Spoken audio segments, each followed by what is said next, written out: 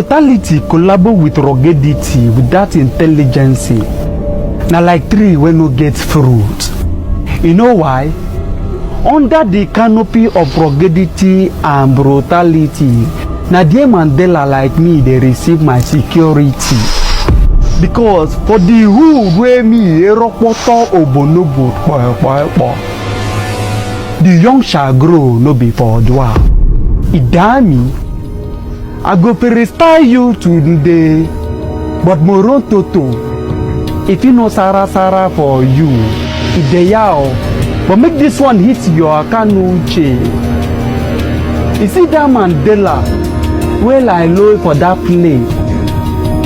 If anything happen to that Mandela, you and the community go confirm and say only me, na we dey here, no be